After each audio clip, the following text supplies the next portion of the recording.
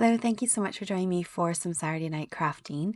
Tonight's video, we're going to use pattern papers. So whatever you've got in your stash, grab them. We're going to need 3 sheets of pattern paper for each set of the cards. This is a great way to kind of use up your papers and kind of combine them and mix them and match them and create a sort of new background out of them. So I've got this set here, which is the Botanical Blooms from Paper Rose Studios. All my paper pads are from Paper Rose that I'm using in this video. And I'm just picking out 3 that I really like the look of that I'm going to use in my sort of paper combined look. So on the backs are sort of more neutral patterns, and on the fronts they tend to have more bold, striking patterns. And I decided to go with the floral ones. Now this is fantastic if you've got papers that you don't know what to do with, or you don't really like the look of too much, or you feel like it's too overwhelming. You can mix and match them and put all 3 together to make a new piece of paper. So that's what I'm doing here. I'm going to trim down these papers so they're all the exact same size. So I'm cutting them 3 at a time, which my paper trimmer does just fine. And I'm cutting them down to be sort of matted on the front of my card. The next thing I want to do is cut them. And I'm going to do 2 to 3 cuts for each of my projects. I'm going to share with you 3 different variations. This is the most simple one. We're just going to do straight up and down cuts to create 3 different size little panels to work with. Now my paper is a bit slippy because the Paper Rose paper pads are coated with a really nice kind of coating on them, so they're a little bit slippy. But in, I think, either the next one or the one after that, I'm going to share with you a little trick on how you can kind of keep them together easier, so that when you're cutting them, you're getting them in the exact same cuts. I didn't measure these at all, and that's the beauty of this. You don't have to worry about measurements. We're just cutting. So just cut yourself 3 different sizes, and that's all you need. The next thing that is really, really helpful is to cut yourself a bit of backing paper. So you want the thinnest paper that you can find. So mine is just printer paper, really thin stuff. And I'm cutting it a little bit smaller than my panels, but actually I found if you cut it the exact same size as your panels, it's much easier to do. So I cut myself a little bit smaller just so that it didn't poke out of the edge, but it actually did poke out of the edge in the end, and I'll show you how you can correct that as well, so don't stress. I've got a few oopsies along the way, and I'm going to share with you how you can correct that.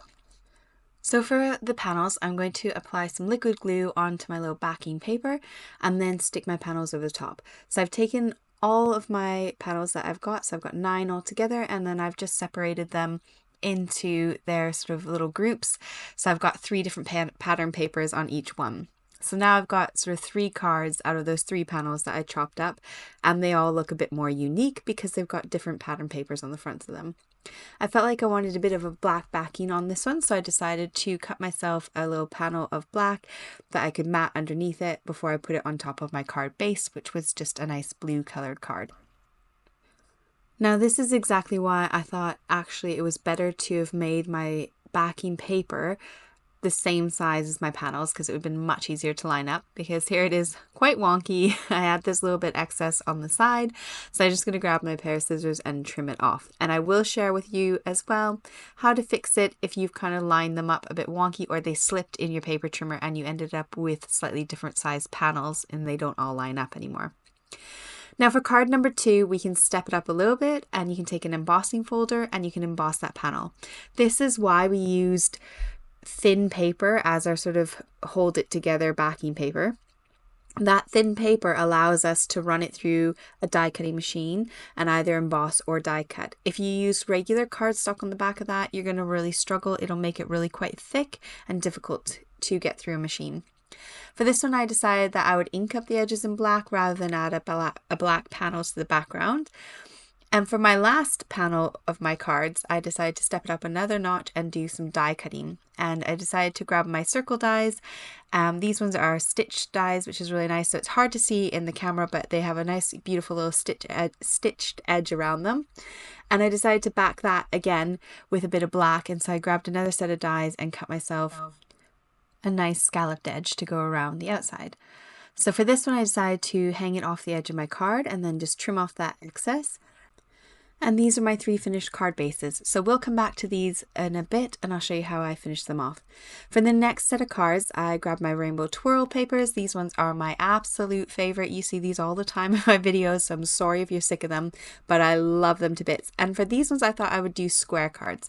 So I'm going to trim them down to about 5 inches. And then I'm just going to chop them. So I do one chop like that, turn it and chop it again. Now, these papers are slippy and they're moving about in my paper trimmer, so I didn't quite chop them exactly the same. And the whole point in cutting them together is to get them exactly the same. So I'll share with you how to correct that if you slip in your paper trimmer and they don't come out the same. And I've also got another tip to get them all the same. So here they are. I've put them all into their little patterned arrangements, and then this time I'm going to cut little back panels that are the exact same size. So I think I went with 5 inches by 5 inches, and then I'm going to glue the panels down rather than glue the actual backing, and this worked so much better. So this is what I would recommend doing.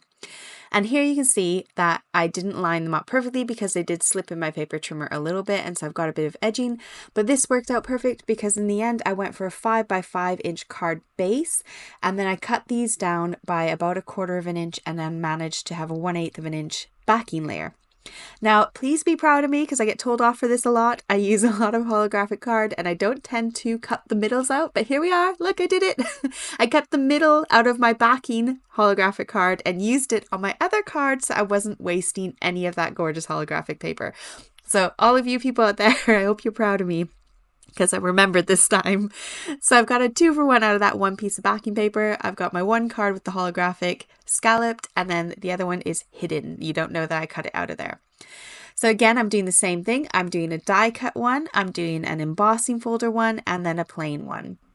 Now, don't worry, I will come back to these cards at the end and share with you how I finish them off, but I decided I want to do another 3. I've got this new release from Paper Rose as my design team paper pad, and I decided to have a go at this one as well, and I thought let's do the fun kind of angled cuts on a standard size card base. So I quickly flipped through all these and tried to work out what I wanted to do. Again, it's like the colorful, beautiful pattern on the one side and then a more sort of neutral pattern on the other side.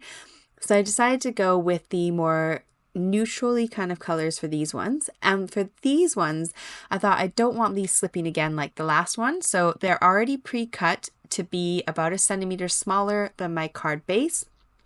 And I'm taking my mint tape from scrapbookdotcom, which is a low tack tape, and I'm just taping the 2 edges so that when I take my paper trimmer and run it along, I don't even have to fiddle with them. They just stayed perfectly how they should. So that is the quickest, easiest tip and trick to keep those papers all together so that when you make those cuts, they're all identical and they will all identically line up for you once you put them through the paper trimmer. Now for these ones, I got all excited. I went ahead and made my bases. I used some fun dies, some edging dies, and I put them together, but I don't know what I should do to finish these ones off. So when you see my other cards, give me an idea of what you think I should do to finish those ones off, and then I will ping them onto Instagram once they're finished. Now let's go back to these cards. I ended up having my post arrive on this day when I'd sort of gone back into my office to work on them. And I got these new amazing dies from lisahortoncrafts. These dies are composition dies. So they come with a whole bunch of pieces for you to arrange a bunch of different cards. So I ordered these off her website when I'd seen her design team doing a whole bunch of fun stuff with them, and I thought I had to have a go. And these dies are what I use for the majority of my cards and finishing them off.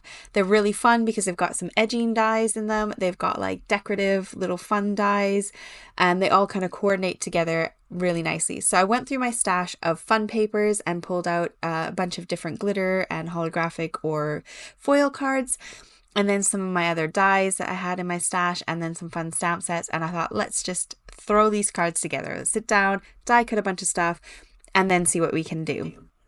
I didn't want to overcomplicate my crafting, so I decided that I would die cut a bunch of stuff first, which those composition dies were amazing because I didn't have to think about it. I just die cut out a whole bunch out of different colors, of the coordinating kind of colors, and then I sat down and played with them. I just kind of placed them on my card until I found a pattern that I liked the look of, and then I rolled with it. So for my sentiment on all 3 of these cards, I went with the Hello Friend stamp set from scrapbook.com because it fit this rectangle really nicely. And I thought, well, that works. That's great. And then I grabbed a blue ink pad from my stash and stamped that out. I did it 3 times because I was doing the 3 cards. Used some foam tape along the way to pop up some of the items. and kept some of them flat. So for the sentiment, I put the foam tape just on the edges because my little middle bands were a bit up off the card because of the layers of the cardstock. So I decided to add foam tape to them. And then I added my little flower onto my card and used one of the centers that came with the flowers. And it was so quick and easy to put together. Now I did finish off the other 2 cards off screen because I did the exact same thing as I did with the first card, and I just laid out some of those die cuts and then I stuck it all together. And these are my 3 finished cards. I'm so thrilled with how they turned out. I really love how they look. The papers in the background are really fun and really subtle, that they're 3 different papers all kind of blended together. You can tell there's like a bit of creativity going on in the background, but it doesn't look like a mishmash of papers, and I really love how that looks. Now for these next ones, I completed them off camera because again, it was just quick and simple and easy, but I found these little die cuts, they're pre-die cut items from Paper Rose, and I thought they went really well with the papers. So I used them on 2 of the cards, and I used those composition dies again on all of the cards. I really liked how they turned out and worked out. I'll link all the dies and stamps I used in my description box down below for you if you want to check any of them out. I think they are all still in stock, but if they're available, they'll be down there for you to look at. I had a really great time with these cards. I really love kind of mixing and matching up the papers. Obviously, you can use different paper pads altogether. You don't need to use the exact same paper pad. You could use up papers from random packs if you've got random sheets of papers that need using. I hope you enjoyed this one with me tonight. Please don't forget to like, share, subscribe, and I can't wait to see you guys again next week for Saturday Night Crafting. Take care and have a fantastic week. Bye.